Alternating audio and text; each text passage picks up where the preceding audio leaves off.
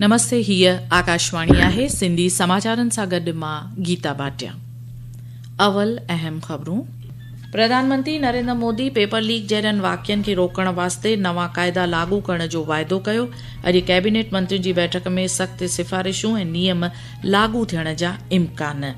प्रधानमंत्रीअ जे ऐलान बैदि Delhi high court paper leak मामलनि वास्ते ख़ासि फास्ट ट्रैक कोर्ट क़ाइमु कई। सामाजिक कार्यकर्ता सोनम वांगचुक, मंत्री जेपी नड्डा ऐं जितेंद्र सिंह जी मौजूदगीअ में पंहिंजी बुख हड़ताल ख़त्म कई।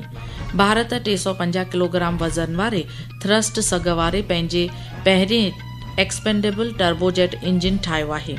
भारत ऐं रोमानिया विज्ञान ऐं टेक्नोलॉजी ऐं तइलीम सां गॾु रांदि रूंद जहिड़नि खेत्रनि में 3 समझौतनि ते दस्तख़त कया आहिनि ऐं रांदियुनि में 23 राष्ट्रमंडल रांदियुनि जो स्कॉटलैंड जे ग्लासगो में शानदार प्रोग्राम सां गॾु आगाज़ थियो आहे।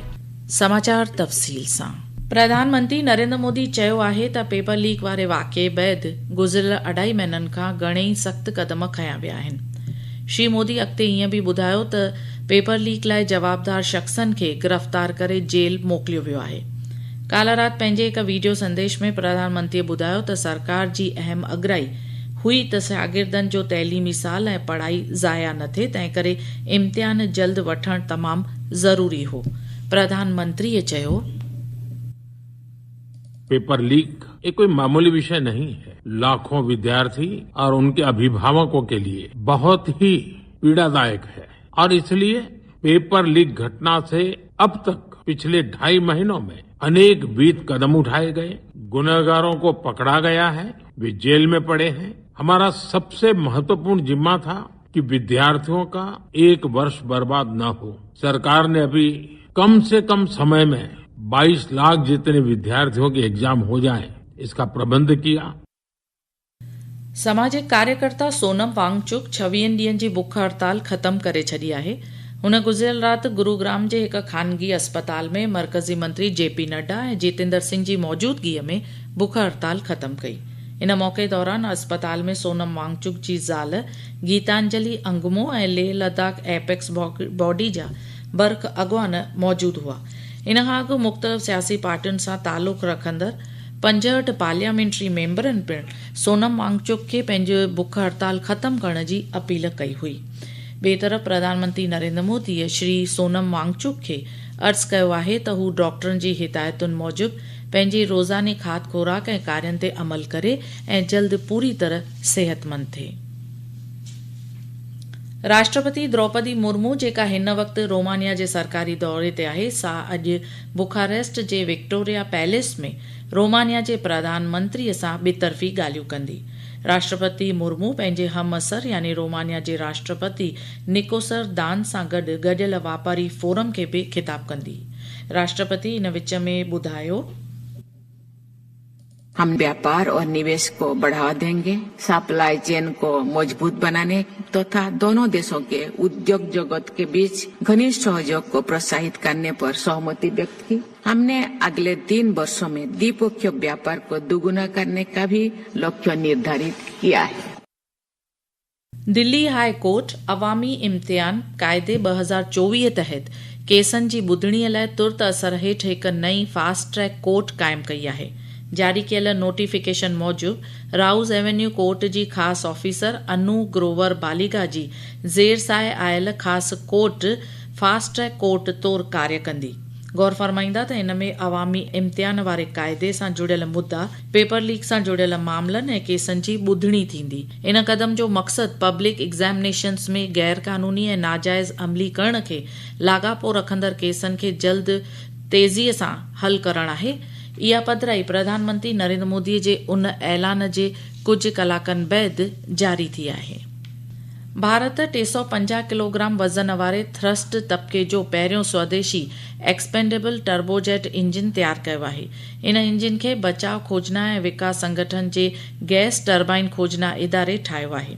बचाव वज़रात ॿुधायो त DRDO जी डिज़ाइन ते आधारित इन पेचीदह सिरिश्ते जी डिलीवरी भारतीय बचाव उद्योग जे वधंदड़ तकनीकी सघ खे ज़ाहिर करे थी।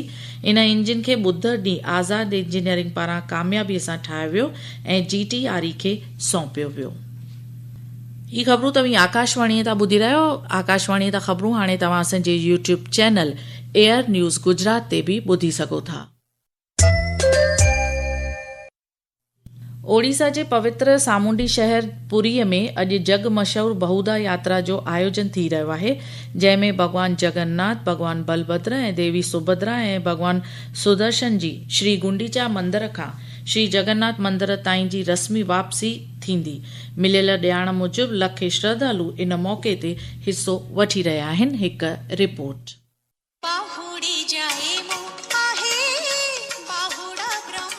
पुरी के पवित्र शहर गहरी भक्ति और आध्यात्मिक उत्साह से भर गया है। लाखों भक्त भगवान जगन्नाथ, भगवान बलभद्र और देवी सुभद्रा की घर वापसी की बाहुड़ा यात्रा को देखने के लिए इकट्ठा हुए हैं। पारंपरिक वाद्य यंत्र की ताल के बीच देवताओं की पहंडी जुलूस से समारोह पूर्वक ले जाया जाएगा और उनके शानदार रथों पर विराजमान किया जाएगा। यात्रा के दौरान भगवान जगन्नाथ का रथ मौसीमा मंदिर में रुकेगा, जहां भगवान को पोड़ो पीठा का भोग लगाया जाएगा। प्रकाश दास, आकाशवाणी समाचार।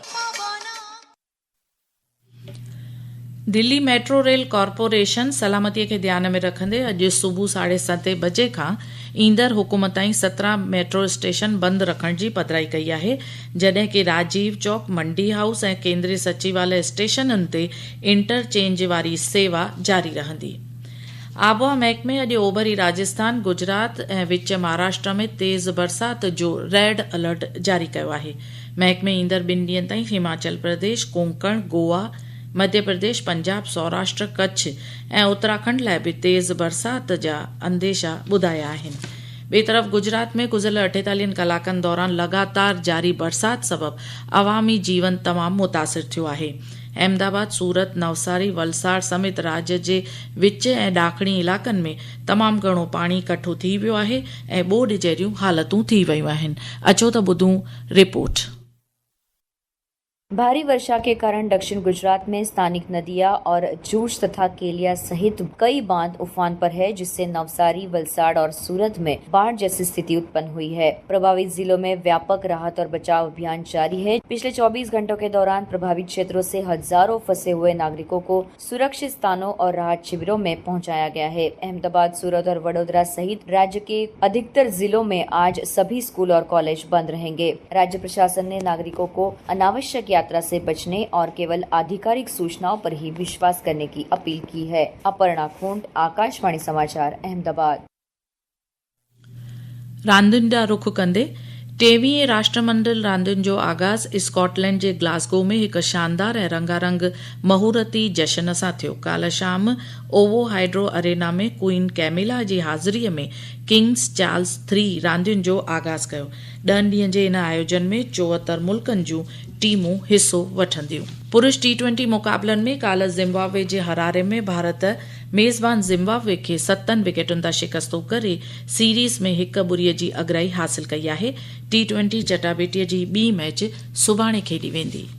भारत विश्व वापार संगठन WTO में खुलियल शमूलियत वारे शफ़ी ऐं नियमनि ते आधारित गणपकी वापार इंतज़ाम ॾांहुं पंहिंजी कौलबद्धता दोहराई आहे। जिनेवा में भारत जे 8 वापारी नीति जाइज़े जे आख़िरी इजलास में WTO में सुधार उसरंदड़ मुल्कनि खे ध्यान में रखंदे करणु घुर्जे, अहिड़ी अपील कई वई। आख़िर में ख़ासि ख़बरूं हिकु वार ॿीहर। प्रधानमंत्री नरेंद्र मोदी पेपर लीक जहिड़नि वाक़ियनि खे रोकण वास्ते नवां क़ाइदा लागू करण जो वाइदो कयो। अॼु कैबिनेट मंत्रियुनि जी बैठक में सख़्त सिफ़ारिशूं ऐं नियम लागू थियण जा इम्कान। प्रधानमंत्रीअ जे ऐलान बैदि Delhi high court paper leak मामलनि वास्ते ख़ासि फास्ट ट्रैक कोर्ट क़ाइमु कई। सामाजिक कार्यकर्ता सोनम वांगचुक, मंत्री JP नड्डा ऐं जितेंद्र सिंह जी मौजूदगीअ में पंहिंजी बुख हड़ताल ख़तमु कई। भारत 350 किलोग्राम वज़न वारे थ्रस्ट सघ वारे पंहिंजे पहिरें एक्सपेंडेबल टर्बोजेट इंजिन ठाहियो आहे। भारत ऐं रोमानिया विज्ञान ऐं टेक्नोलॉजी ऐं तइलीम सां गॾु रांदि रूंद जहिड़नि खेत्रनि में 3 समझौतनि ते दस्तख़त कया आहिनि ऐं रांदियुनि में 23 राष्ट्रमंडल रांदियुनि जो स्कॉटलैंड जे ग्लासगो में शानदार प्रोग्राम सां गॾु आगाज़ थियो आहे। आकाशवाणी तां सिंधी समाचारनि जो इहो अंक ते पूरो थियो। नमस्ते।